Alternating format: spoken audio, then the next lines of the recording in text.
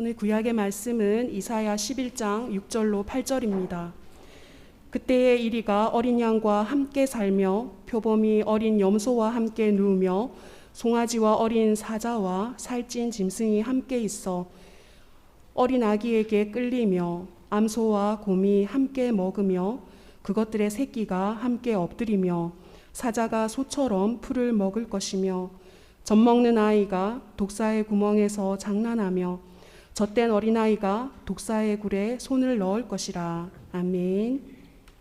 서신서의 말씀은 로마서 15장 5절에서 6절입니다. 이제 인내와 위로의 하나님이 너희로 그리스도 예수를 본받아 서로 뜻이 같게 하여 주사 한 마음과 한 입으로 하나님 곧 우리 주 예수 그리스도의 아버지께 영광을 돌리게 하려 하노라. 아멘. 복음서의 말씀은 마태복음 3장 1절로 12절입니다. 그때에 세례 요한이 이르러 유대 광야에서 전파하여 말하되 회개하라 천국이 가까이 왔느니라 하였으니 그는 선지자 이사야를 통하여 말씀하신 자라. 일러스되 광야에 외치는 자의 소리가 있어 이르되 너희는 주의 길을 준비하라 그가 오실 길을 곧게 하라 하였느니라. 이 요한은 낙타털 옷을 입고 허리에 가죽띠를 띠고 음식은 메뚜기와 석청이었더라. 이때에 예루살렘과 온 유대와 요단강 사방에서 다 그에게 나와 자기들의 죄를 자복하고 요단강에서 그에게 세례를 받더니 요한이 많은 바리새인들과 사두개인들이 세례 베푸는 대로 오는 것을 보고 이르되 독사의 자식들아 누가 너희를 가르쳐 임박한 진노를 피하라 하더냐. 그러므로 회개에 합당한 열매를 맺고 속으로 아브라함이 우리 조상이라고 생각하지 말라. 내가 너희에게 이르노니 하나님이 능히 이 돌들로도 아브라함의 자손이 되게 하시리라. 이미 도끼가 나무 뿌리에 놓였으니 좋은 열매를 맺지 아니하는 나무마다 찍혀 불에 던져지리라. 나는 너희로 회개하게 하기 위하여 물로 세례를 베풀거니와 내 뒤에 오시는 이는 나보다 능력이 많으시니 나는 그의 신을 들기도 감당하지 못하겠노라.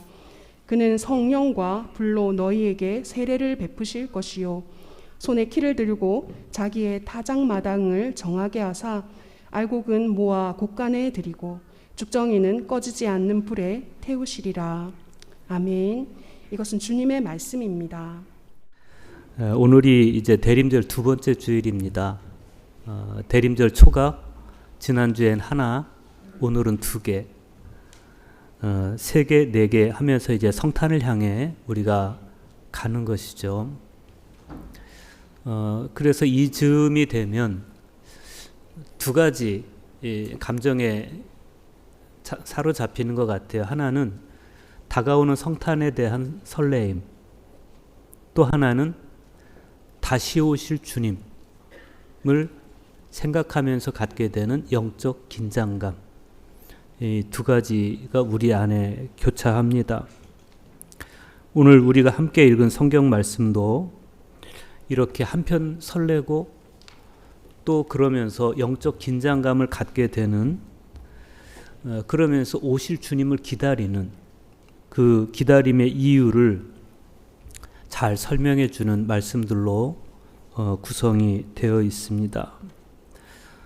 그 중에서 특별히 오늘 복음서의 말씀은 오래전에 이사야 40장 3절에서 이사야 선지자가 선포했던 예언, 외치는 자의 소리에 관한 예언, 그 예언이 세례 요한에 의해서 성취된 것을 보여주고 있습니다.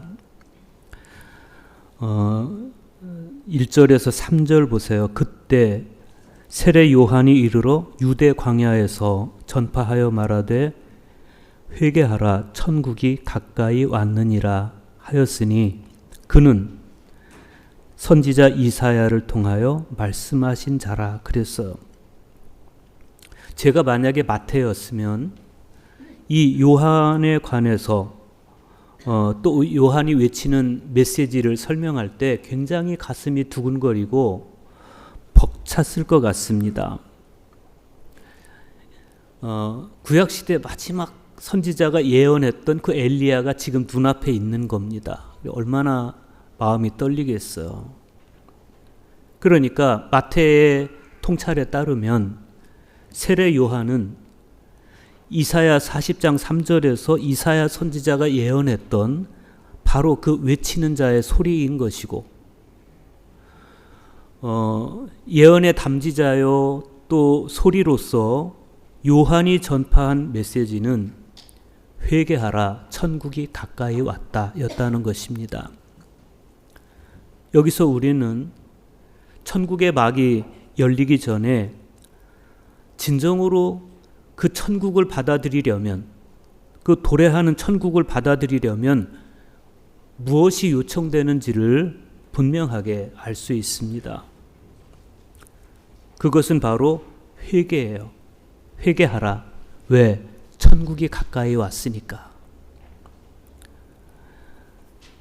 그런데 오늘 말씀에서 세례 요한이 촉구하는 이 회개는 천국을 맞이하기 위한 준비로서의 회개입니다.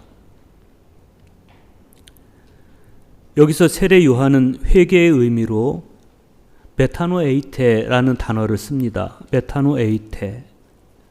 이성적 측면에서 마음을 바꾸다, 그런 뜻이에요. 이 메타노에이테는 돌이키라 혹은 돌아오라 이런 의미를 가진 히브리어 구약 성경의 슈브라는 단어의 영향을 받고 있습니다. 우상에게 빼앗긴 마음을 돌이켜서 여호와께로 돌아오라, 이런 의미예요.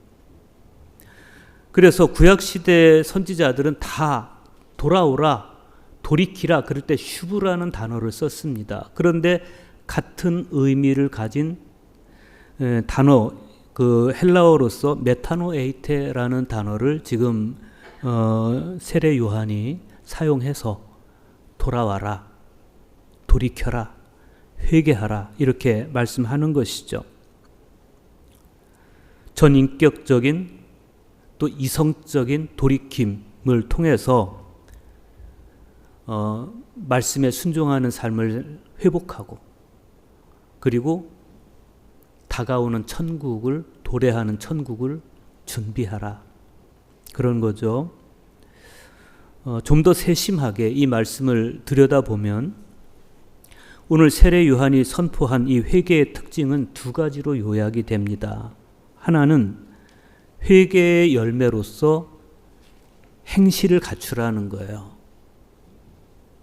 행실을 갖춰라. 8절 말씀이 그거죠. 그러므로 회개에 합당한 열매를 맺고 그랬어요. 참되고 진정한 회개에는 반드시 거기 걸맞는 열매가 맺히게 마련입니다. 열매 없는 회개는 진정한 회개일 수가 없습니다. 열매로 이어지지 않는 회개, 이건 그냥 자기 연민 혹은 자기 기만에 그칠 수 있습니다. 통절한 회개를 통해서 주님께로 돌아설 뿐만 아니라 행실을 고치고 주님께서 살라고 하는 그러한 삶을 살아갈 때 비로소 참된 회개, 참된 돌이킴, 메타노에이테가 형성이 되는 겁니다. 성립이 되는 겁니다. 이런 회개는 정말 살고 싶어서 환부를 도려내는 그런 작업과 같은 것이고, 상처를 낫기 위해서 고름을 짜내는 일과도 같은 겁니다. 이런 자기 부정의 쓰라림을 겪지 않고 스스로에게 대해서 아주 관대해지면 하나님께서는 그 사람에 대해서 더 이상 관대할 수가 없는 거예요. 또 하나 회개의 의미는 조상의 믿음이 마치 내 믿음인 양 주제넘는 착각을 하지 말아라, 이겁니다. 세례 요한이 외치는 회개의 두 번째 특징, 9절 말씀이죠. 9절, 속으로 아브라함이 우리 조상이라고 생각하지 말라. 아브라함이 우리의 조상이라고 생각하는 것, 그게 나쁩니까? 나쁘지 않아요. 그런데 신구약 중간 시대에 이르면서부터 이 아브라함이 우리의 조상이다, 이 믿음은 조금씩 본질에서 엇나가기 시작했습니다. 그래서 아브라함이 우리의 조상이기 때문에 선민으로서 우리가 좀 더 성결하고 거룩한 삶을 살아야 된다, 이것이 아니고 아브라함이 우리의 조상이기 때문에, 우리는 아브라함의 자손이기 때문에 다소 우리가 폐역한 삶을 산다 할지라도 우리는 지옥에 떨어지지 않는다, 이런 믿음이 있었던 거예요.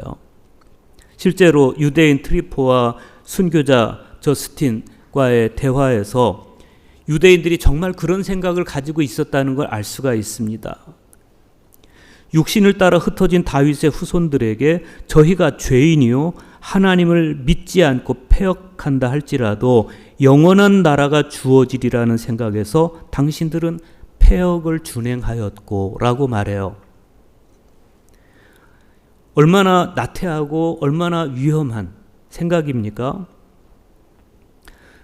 우리는 아브라함의 자손이기 때문에, 또 우리는 다윗의 후손이기 때문에 우리가 좀 죄인이고 조금 패역한다 할지라도 그래도 우리에게는 영원한 나라가 주어질 것이다. 심지어 랍비들의 교훈에는 할례 받은 자 중에 지옥에 갈 자는 아무도 없다, 그런 말도 있었습니다. 그러니 이 무렵에 그들의 신앙이 얼마나 나태해졌을지 알 수 있는 것이죠. 그러니까 그들은 하나같이 자기들의 속내에 그런 생각을 가지고 있었다는 겁니다. 우리는 아브라함의 자손, 우리는 조금 패역해도 우리는 천국에 갈 수 있어. 이런 생각이 그들의 삶에 곧장 영향을 미쳤다는 것은 우리가 등히 알 수 있습니다. 구약 성경에서 하나님께 심판을 받은 사람들은요, 사실은 거의 대부분이 아브라함의 자손이었어요.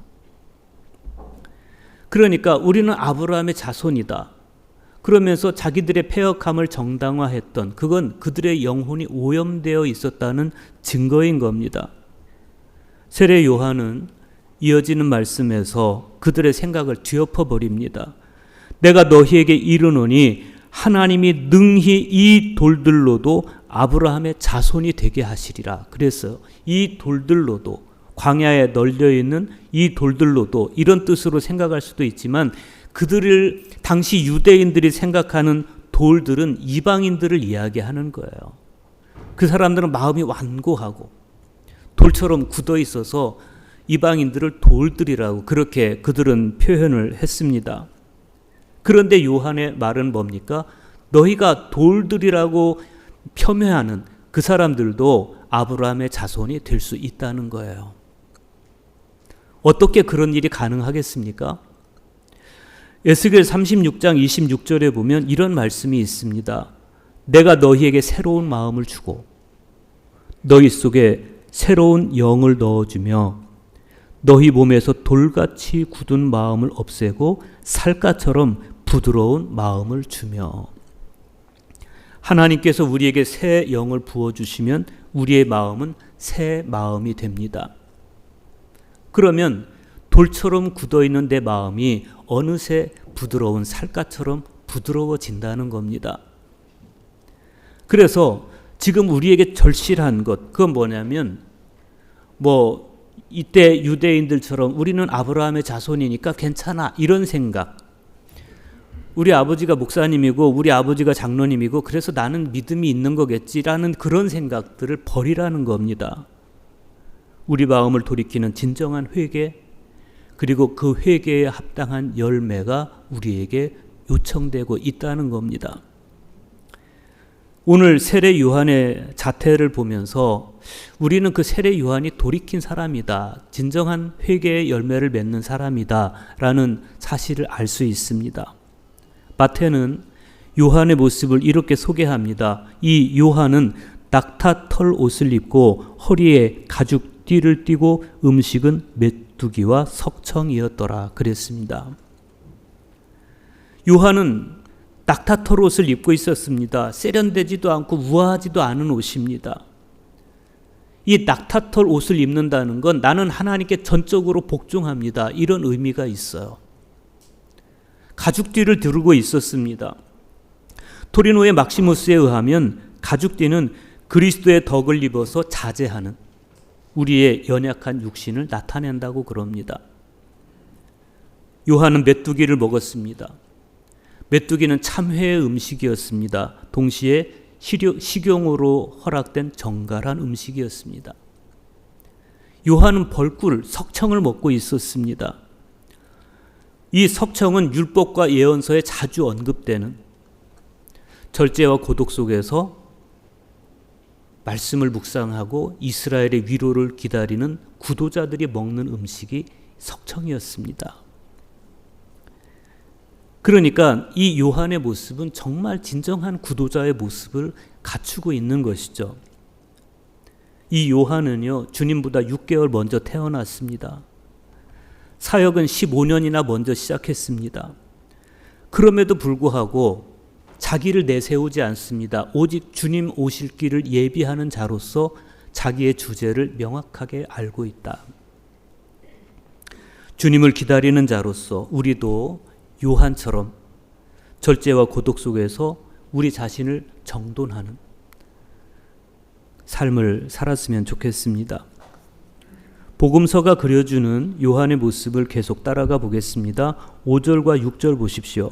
이때 예루살렘과 온 유대와 요단강 사방에서 다 그에게 나와 자신들의 죄를 자복하고 요단강에서 그에게 세례를 받더니 그랬습니다. 여기서 이때라고 하는 것은 세례 요한이 회개의 메시지를 전파하던 바로 그때를 이야기하는 겁니다.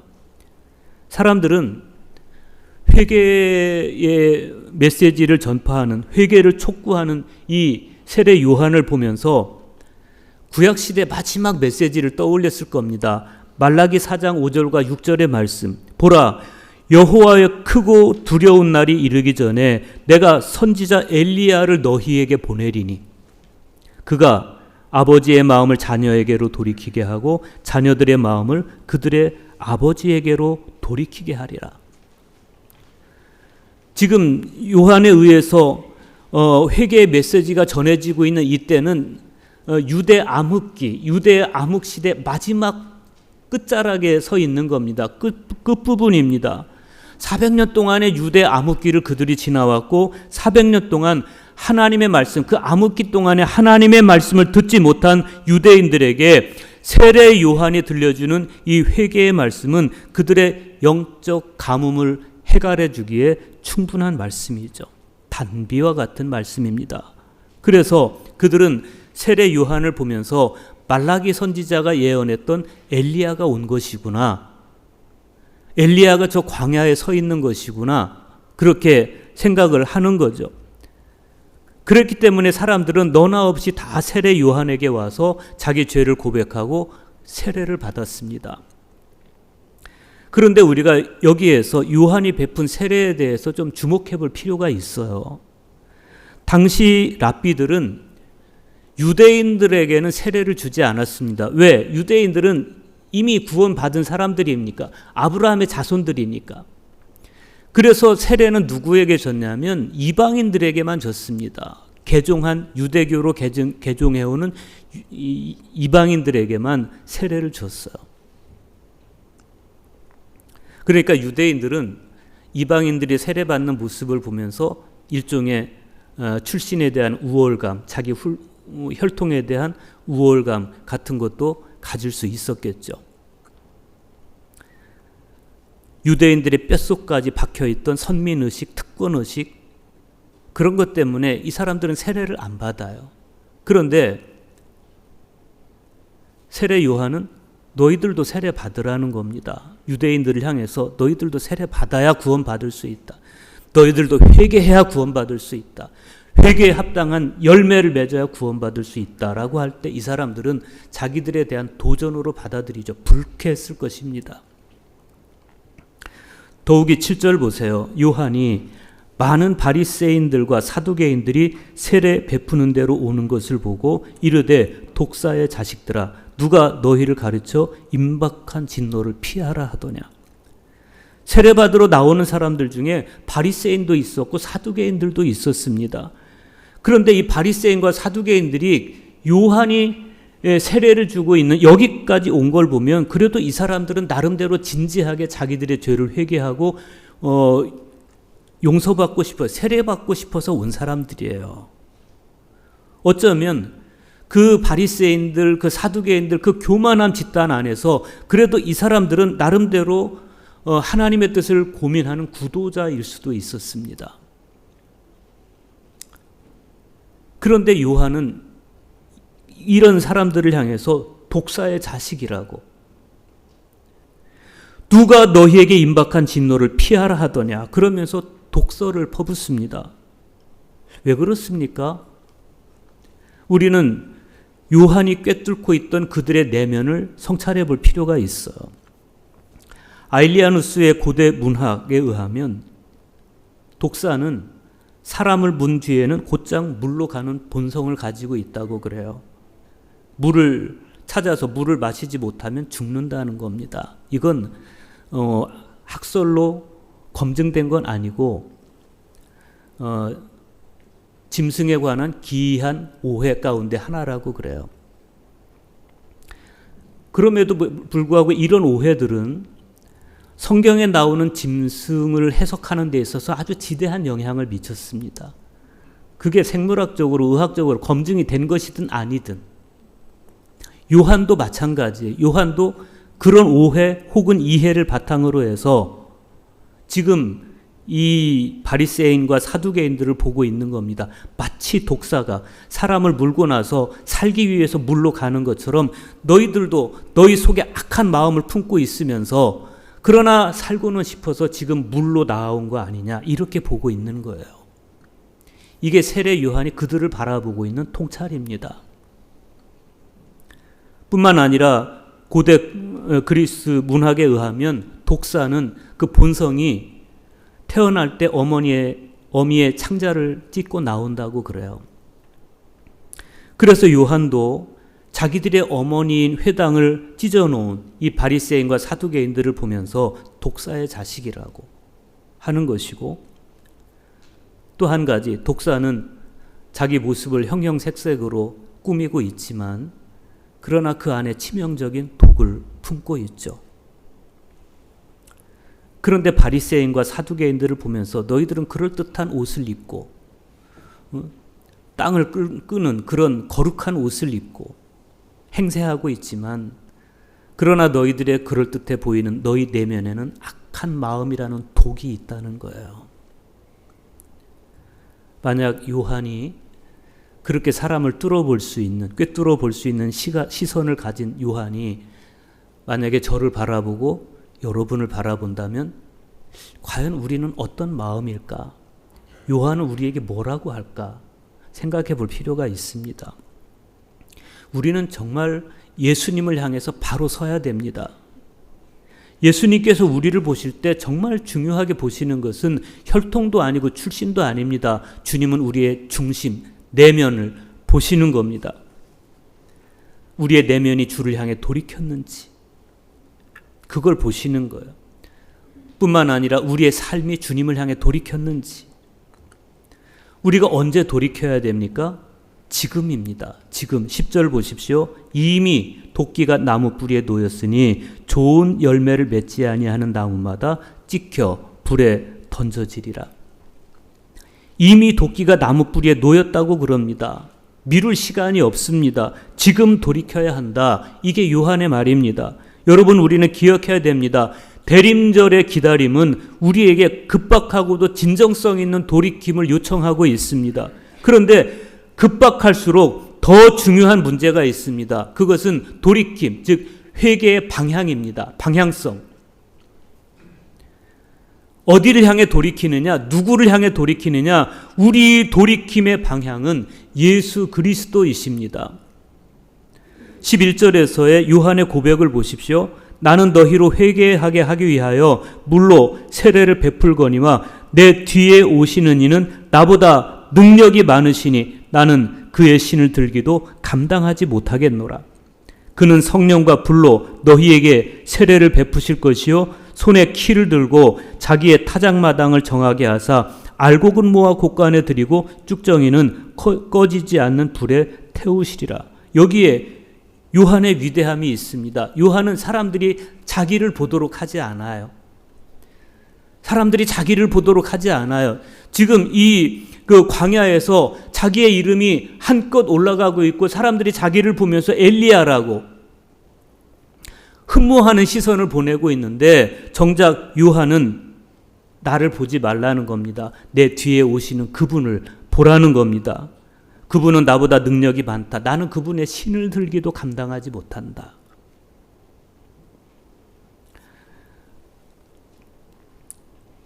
요한의 위대함은 그런 거죠. 회개의 방향성을 분명히 알았다는 것. 또 한 가지, 예수님 앞에서 자기를 낮출 수 있었다는 것. 자기를 낮출 줄 알았다는 것. 자기 주제 파악을 하고 있었다는 것. 노자는 도덕경 39장에서 귀한 것은 반드시 천한 것을 근본으로 하며 높은 것은 반드시 낮은 것을 기초로 한다. 때문에 제후가 자신을 부를 때 고, 과, 불곡이라 칭한다. 그랬습니다. 고란 외롭다는 뜻이고 과는 부족하다는 뜻이고 불곡은 곡식이 열매를 맺지 못하듯이 속이 비어있다. 그런 뜻이죠. 그래서 왕이 과인은이라고 이야기할 때 나는 부족한 사람입니다. 이런 뜻이에요. 교만한 왕은 뭐라 그래요? 지임은 이렇게 말하죠. 나는 황제 위에 있는 사람이다. 그런 거예요. 요한은 자기를 높이지 않아요. 주님을 바라보고 있습니다. 주님을 바라보면서 자기를 천한 곳, 낮은 곳에 둘 줄 알았습니다. 자기 업적에 취해서 사람들의 시선에 취해서 경고망동하고 예수님 앞에 감히 예수님 앞에 서려고 하지 않았습니다.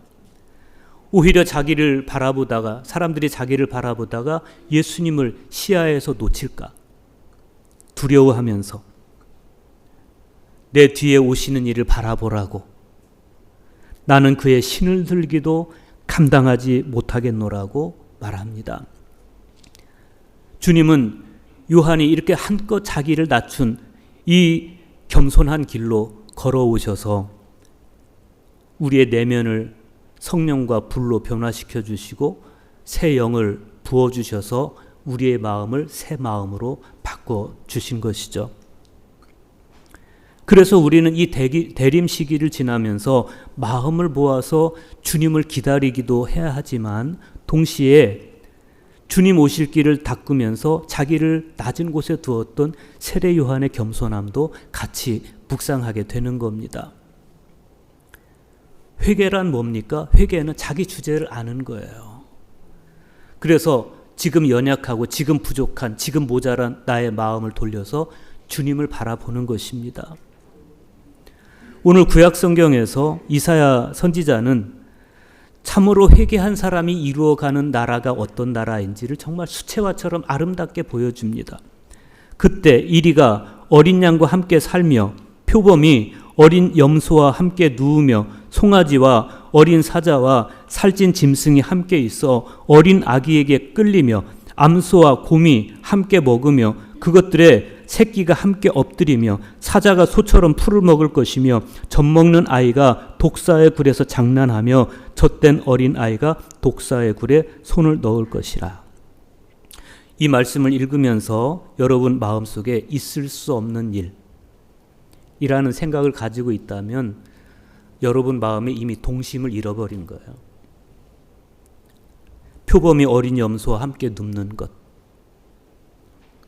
송아지와 어린 사자가 어울리고 젖먹는 아이가 독사의 구멍에 손을 넣어도 해를 입지 않는, 그게 가능해? 그렇다면 회개하시기 바랍니다. 정말 주님께서 우리의 마음을 만져주시고 우리에게 새 영을 부어주셔서 그분이 우리를 변화시켜 주시면 우리는 이런 세상을 만들 수 있어요. 강자가 약자들을 돌봐주고 강한 사람이 약한 사람을 사랑해주고 일으켜주고 격려해주고 더불어 살아가는 세상이 가능하죠. 바로 그런 세상을 이사야 선지자가 펼쳐서 이상이라고 보여주는 겁니다. 그런 이상을 변화된 우리의 삶으로 현실로 바꾸어 가는 사람들이 그리스도인이라는 겁니다. 사도 바울은 오늘 서신서에서 이렇게 말씀합니다. 이제 인내와 위로의 하나님이 너희로 그리스도 예수를 본받아 서로 뜻이 같게 하여 주사 한 마음과 한 입으로 하나님 곧 우리 주 예수 그리스도의 아버지께 영광을 돌리게 하셨느니라. 하려 하노라. 여기 보면 그리스도 예수를 본받아라고 합니다. 서로 뜻이 같게 하여 주사라고 합니다. 한 마음과 한 입으로라고 합니다. 사회적 계급이 어떠하든지 사회적 처지가 어떠하든지 철저하게 일치를 이루고 있는, 완벽하게 평등을 이루고 있는 모습이죠. 사도 바울의 이 말씀 안에 우리가 회복해야 할 대림절의 영성이 고스란히 담겨 있습니다. 대림절에 우리가 기다리는 건 예수님만이 아니죠. 진정어린 회개와 그에 합당한 열매, 즉 그리스도 예수를 본받는 삶, 서로 뜻이 같게 하는 노력, 그리고 한 마음과 한 입으로 하나님께 영광 돌려드리는 삶, 이런 것이 지금 우리에게 필요하다고 한다면 이 대림절을 지나가는 동안 우리 모두에게 성령께서 임재하시고 그분이 우리 마음을 새롭게 하셔서 우리가 이런 아름다운 믿음의 사람으로 변화될 수 있기를 간절히 축복합니다.